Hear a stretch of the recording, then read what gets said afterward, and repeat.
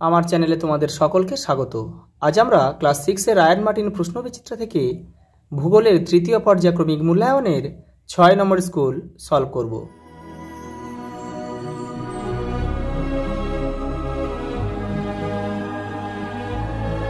দেখে নাও 6 নম্বর স্কুল। প্রথম প্রশ্ন দেখো কি দিয়েছে, দেখো বলেছে বিষয়গুলি উপযুক্ত প্রতীক চিহ্ন সহ বসাও। দেখো প্রশ্নগুলো কি দিয়েছে, দেখো বলে যে ভারতের শুষ্কতম স্থান। দেখো এই যে ম্যাপ পয়েন্টিং দিয়েছে, কোনো নাম দেয়নি কিন্তু প্রশ্ন করেই দিয়েছে, অর্থাৎ প্রশ্নটার উত্তর যদি তোমরা জানো তাহলে কিন্তু ম্যাপ পয়েন্টিংটা করতে পারবে।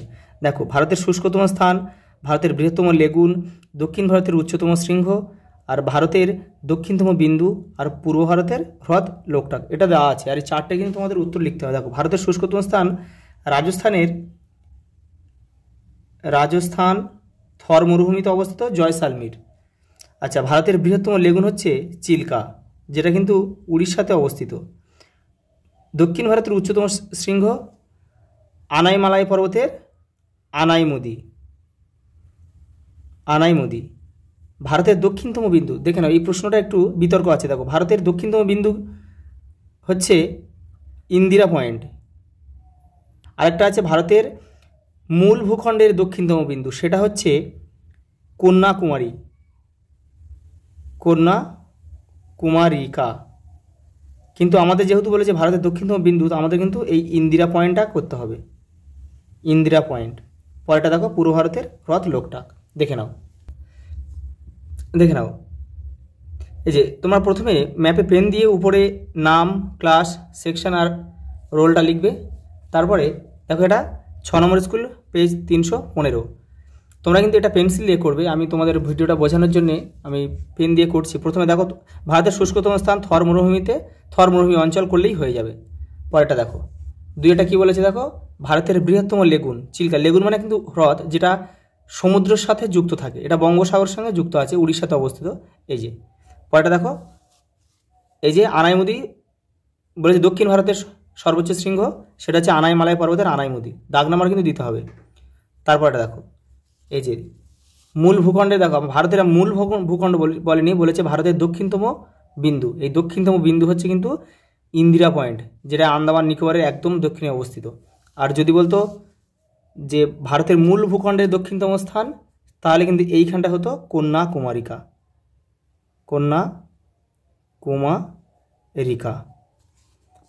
দেখো লাস্ট কি দিয়েছে, লোকটাক হ্রদ দিয়েছে, যেটা মণিপুরে অবস্থিত হয়েছে। এই মণিপুরের লোকটাক হ্রদ পূর্ব ভারত, এটা প্রাকৃতিক সৌন্দর্যের জন্য কিন্তু এই লোকটাক হ্রদ খুব বিখ্যাত। দেখো দুই দায় কি বলেছে, দেখো রাশিয়ার উপর দিয়ে বলছে 60 ডিগ্রি পূর্ব, 40 ডিগ্রি পূর্ব, 90 ডিগ্রি পশ্চিম আর 18 ডিগ্রি পশ্চিম দ্রাঘিমা বিস্তৃত হয়েছে। ভালো করে দেখে নাও, রাশিয়ার উপর দিয়ে কিন্তু এই 60 ডিগ্রি পূর্ব আর এই 40 ডিগ্রি পূর্ব দুটো কিন্তু দ্রাঘিমা রেখা বিস্তৃত হয়েছে।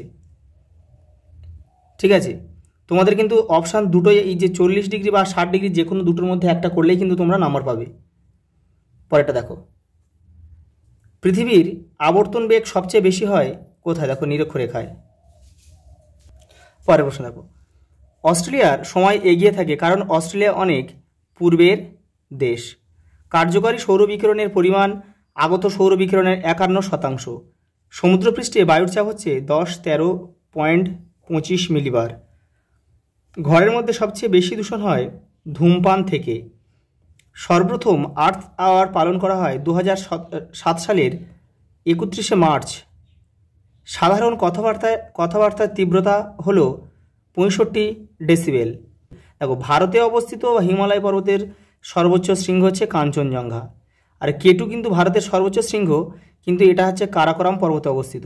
আর হিমালয় পর্বতের সর্বোচ্চ শৃঙ্গ আমরা জানি মাউন্ট এভারেস্ট, সেটা কিন্তু নেপালে অবস্থিত। এখানে বলেছে ভারতে অবস্থিত, সেই জন্য কিন্তু উত্তর হবে কাঞ্চনজঙ্ঘা। পরেরটা দেখো, মৌসিন রামের গড় বার্ষিক বৃষ্টিপাতের পরিমাণ হচ্ছে 11,872 মিলিমিটার।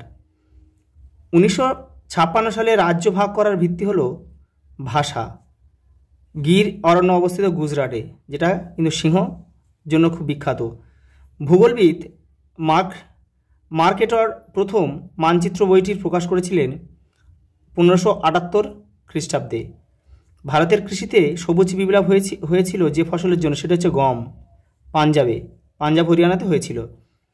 ভারতের অন্ধ্রপ্রদেশের রাজ্যের ভাষা হচ্ছে চেঞ্চু। আমাদের দেশের 65% লোকজন কৃষির সঙ্গে যুক্ত। গ্লোব হলো একটি ত্রিমাত্রিক। পরেরটা দেখো, মানচিত্রে কৃষিজমি বোঝাতে হলুদ রং ব্যবহার করা হয়।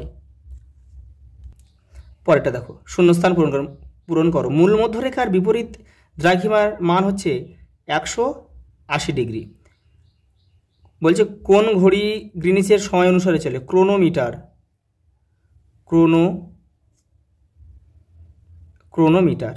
পরেরটা দেখো, রাজস্থানের জয়পুর সমুদ্র থেকে দূরে অবস্থিত বলে এখানকার জলবায়ু চরম ভাবাপন্ন প্রকৃতির। দেখো একটা স্তম্ভ দিয়েছে। বধিরতা হচ্ছে শব্দ দূষণ। শব্দ দূষণের ফলে মানুষ কিন্তু কালা হয়ে যায়। দেখো 32 ডিগ্রি ফারেনহাইট সমান সমান কিন্তু 0 ডিগ্রি সেন্টিগ্রেড। সেলসিয়াস স্কেলে কিন্তু ওটা একই, মানটা সমান আর কি। সালফিউরিক অ্যাসিড দেখো তরল বায়ু দূষক, এটা হচ্ছে এখানে 3 লিখতে হবে, এটা 2 লিখতে হবে। এটা দেখো পরেরটা দেখো, শুদ্ধ না অশুদ্ধ বলেছে। ঝুম চাষ দক্ষিণ ভারতে দেখা যায়, এটা কিন্তু অশুদ্ধ। আমরা সবাই জানি কি ঝুম চাষ কিন্তু পূর্ব ভারতে হয়। পূর্ব ভারতে ভারতের প্রথম মানচিত্র তৈরি হয়েছিল, ভারতেই প্রথম মানচিত্র তৈরি হয়েছে না, এটা হচ্ছে ব্যাবিলন হবে, এটাও অশুদ্ধ, এটা হবে ব্যাবিলনে হবে। পরেরটা দেখো, ভারতের উর্বর নবীন পলিমাটি খাদার নামে পরিচিত, এটা শুদ্ধ। পরের প্রশ্ন দেখো, দার্জিলিং জেলার কোথায় সিংকনা পাওয়া যায়? মংপুতে সিংকনা পাওয়া যায়। ডোগরি কি? ডোগরি একটা ভাষা যেটা জম্মু আর কাশ্মীরের আদিবাসী সম্প্রদায়ের মানুষরা কিন্তু এই ভাষায় কথা বলে, জম্মু কাশ্মীর। পরেরটা দেখো, মানচিত্রে ঘর বাড়ি বোঝাতে কি রং ব্যবহার করা হয়? লাল রং ব্যবহার করা হয়। পরেরটা দেখো, পরের প্রশ্ন দেখো, নিরক্ষীয় তল কাকে বলে? দেখো তোমাদের বইয়ের 21 নম্বরের পেজে দেখো, এই যে দেখো নিরক্ষরেখা, যেহেতু 2 নম্বর আছে, এটা কিন্তু পুরোটা লিখতে হবে। নিরক্ষরেখা যে তল বরাবর রয়েছে তা হলো নিরক্ষীয় তল। এই তলের সঙ্গে পৃথিবীর অক্ষ 90 ডিগ্রি কোণ করে আছে। কালবৈশাখী কাকে বলে? দেখো তোমাদের টেক্সটের 80 নম্বর পেজে উত্তরটা রয়েছে, এই যে কালবৈশাখী কাকে বলে, এটা কিন্তু তোমাদের এখান থেকে এটা পুরোটা লিখতে হবে কিন্তু। পরের প্রশ্ন দেখো, ম্যাপের প্রয়োজন হয় কেন? দেখে নাও।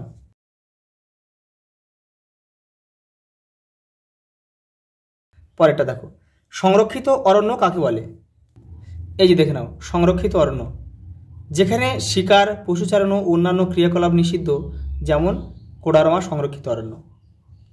পরের প্রশ্ন দেখো, শব্দ দূষণের 2টি কারণ লেখো। দেখো তোমাদের টেক্সটের 63 নম্বর পেজে রয়েছে উত্তরটা।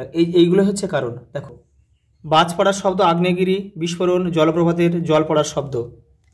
আজ এবারে দেখে নাও, শব্দ দূষণে মনুষ্য সৃষ্ট কারণ, মোটর গাড়ি, বাইকের হর্নের তীব্র আওয়াজ, বিমান ওঠানামা ও চলার শব্দ, বাজি পড়ানোর শব্দ, বিভিন্ন বাদ্যযন্ত্রের তীব্র শব্দ দূষণ সৃষ্টি করে। পরেরটা দেখো, টোডা উপজাতি ভারতের কোন রাজ্যে বাস করে?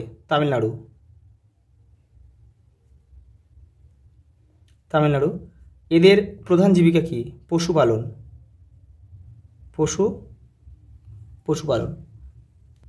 দেখো পরেরটা কি বলেছে, দেখো 5 দাগে, নিরক্ষরেখার 3টি বৈশিষ্ট্য লেখো। দেখো নিরক্ষরেখা লিখবে তোমরা। নিরক্ষরেখা পৃথিবীর ঠিক মাঝ বরাবর পূর্ব থেকে পশ্চিমে বিস্তৃত একটা। দ্বিতীয় লিখবে যে নিরক্ষরেখা পৃথিবীকে সমান 2 ভাগে ভাগ করেছে। উত্তর গোলার্ধ, নিরক্ষরেখার উত্তর দিকটা উত্তর গোলার্ধ, নিরক্ষরেখার দক্ষিণ দিকটা, নিচের দিকটা দক্ষিণ গোলার্ধ। আরেকটা কি লিখবে? দুটো হলো। আরেকটা লিখবে যে নিরক্ষরেখায় পৃথিবীর আবর্তন বেগ বেশি। নিরক্ষরেখার মানটাও তোমরা দিতে পারো 0 ডিগ্রি। পরেরটা দেখো, বায়ু দূষণের 3টি কারণ লেখো। এই যে দেখে নাও, বায়ু দূষণের কারণ, যে এখানে অনেকগুলো কারণ আছে, এখান থেকে তোমরা 3টে লিখবে। এই একটা, দুটো, এই একটা, 3টে আরও রয়েছে নিচে। পরের প্রশ্ন দেখো, ভারতের দীর্ঘতম নদীটির গতিপথ আলোচনা করো। তাহলে ভারতের দীর্ঘতম নদী কি? গঙ্গা। এই দেখো, এই গঙ্গোত্রী হিমবাহের গোমুখ গুহা থেকে উৎপন্ন। প্রথম অবস্থায় নাম ভাগীরথী, এটা লিখতে হবে। এই যে দ্বিতীয় বক্সটা দিতে হবে 3, তারপরে এইটা লাস্টে দিতে হবে। পরের প্রশ্ন দেখো, অরণ্য সংরক্ষণ কেন প্রয়োজন? দেখে নাও তোমাদের টেক্সটের 90 নম্বর পেজে দেখো, এই যে লেখো অরণ্য আমাদের বন্ধু, আর নিচে আছে দেখো অরণ্য সংরক্ষণ। এটা কিন্তু অনেকে ভাবছো যে এটা হবে, এটা কিন্তু হবে না। এটা আছে অরণ্য সংরক্ষণ কিভাবে করা যায়। আর এখানে প্রশ্ন দিয়েছে আমরা অরণ্য সংরক্ষণ করব কেন।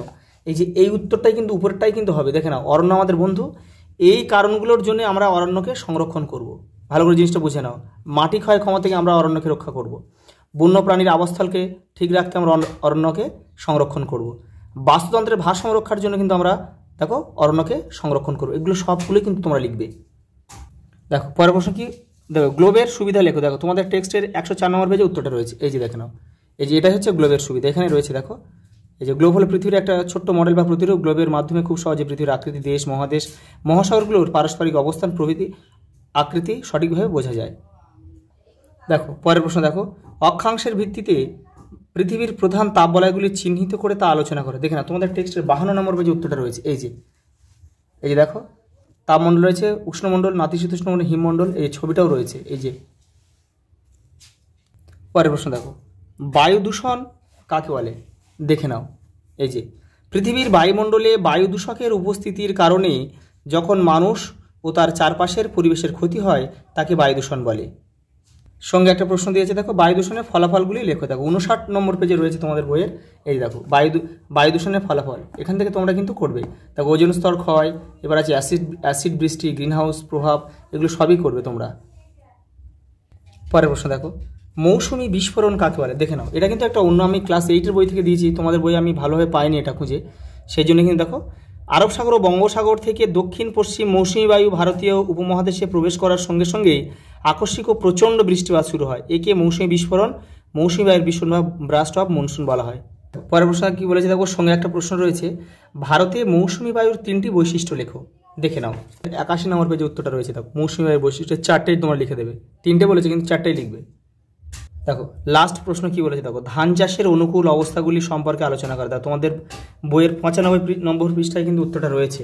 এই যে দেখো, এই ধান চাষ, জলবায়ু, দেখো জলবায়ুটা লিখবে, উষ্ণতা আর বৃষ্টিপাত দুটো লিখতে হবে কিন্তু, মাটি লিখবে, আর কোন কোন রাজ্যে ধান পাওয়া যায় সেখানে 2-3টে রাজ্যের নাম লিখে দিলে হয়ে যাবে। আজ এই পর্যন্ত, দেখা হবে পরের ভিডিওতে।